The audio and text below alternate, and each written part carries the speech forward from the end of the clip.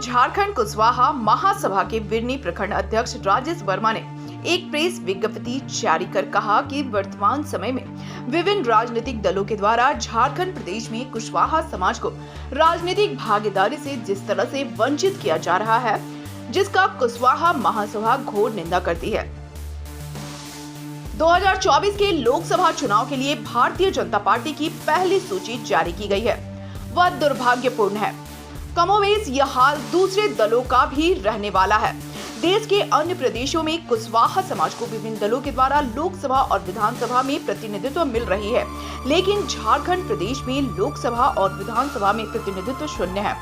यह बेहद दुर्भाग्यपूर्ण है। झारखंड प्रदेश के कोडरमा लोकसभा, हजारीबाग लोकसभा और चतरा लोकसभा में कुल मिलाकर कुशवाहा समाज की आबादी लगभग 14 लाख है। उसके बाद भी प्रदेश में राजनीतिक दलों के द्वारा इस समाज की घोर उपेक्षा की जा रही है। पूर्व सांसद स्वर्गीय रीतलाल प्रसाद वर्मा जी की जनसंघ काल से लेकर भारतीय जनता पार्टी के वरिष्ठ नेता रहे हैं और झारखंड प्रदेश कुशवाहा समाज के सर्वमान्य नेता रहे हैं। आज झारखंड प्रदेश में उनके सुपुत्र प्रणव वर्मा को नेता मानते हैं। उनको भागीदारी से वंचित करना कुशवाहा समाज को वंचित करना ही है।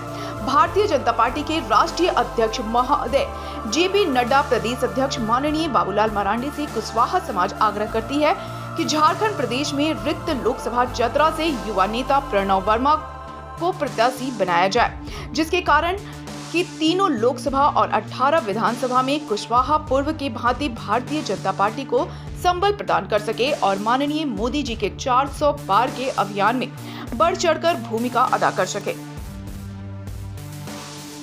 अखिल भारतीय कुशवाहा महासभा झारखंड प्रदेश में भी इस बात को विभिन्न राजनीतिक दल और जब प्रथम सूची भारतीय जनता पार्टी का जारी हुआ था, उस समय हम लोगों ने पुनर्विचार करने के लिए आग्रह किया था।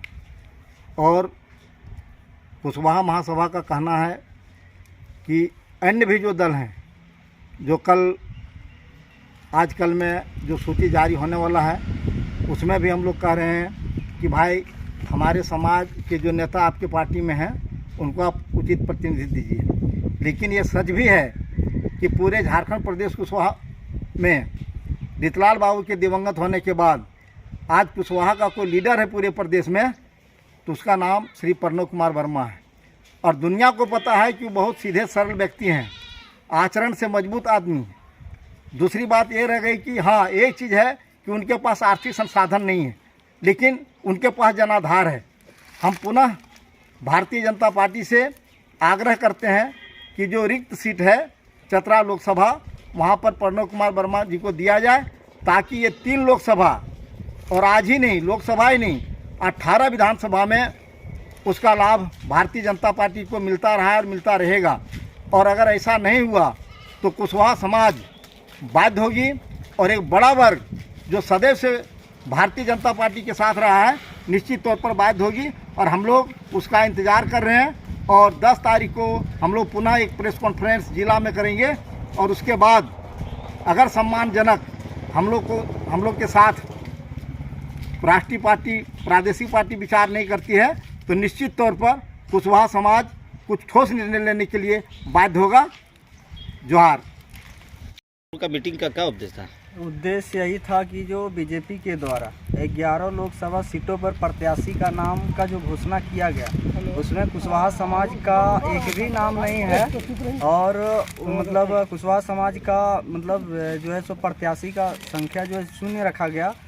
और झारखंड में 3 लोकसभा, हजारीबाग हो गया, चतरा हो गया, कोडरमा, तीनों कुशवाहा बाहुल्य लोकसभा है, जिसमें लगभग तीनों लोकसभा मिला दिया जाए तो 10 से 12 लाख जनसंख्या होगा। और कोडरमा लोकसभा जहां मतलब बीजेपी को सींच के खड़ा करने वाले हमारे समाज के मतलब मसीहा स्वर्गीय रीतलाल प्रसाद वर्मा जी रहे और उनके पुत्र जो समाज के अभी मान लीजिए नेता हैं, जो पूरा समाज जिनको नेता मानते हैं, प्रणव वर्मा जी, उनको जो है सो टिकट नहीं दिया गया। और जो है सो मतलब उनका मान लीजिए बीजेपी के द्वारा उनका जो है अपमान, पूरे कुशवाहा समाज का अपमान किया गया। इसी को लेके हम लोग जो है सो बीजेपी से आग्रह करना चाहते हैं कि जो शेष अभी आपका 3 लोकसभा सीट जो बाकी है, चतरा और धनबाद गिरिडीह, तो चतरा कुशवाहा बाउल है, उससे हम लोग आग्रह करना चाह रहे हैं बीजेपी से कि चतरा से पन्नू भैया को टिकट दिया जाए, नहीं तो इसका जो है सो फिर हम लोग कड़ा रुख अपनाएंगे अगर टिकट नहीं दिया गया। तो यही उद्देश्य है।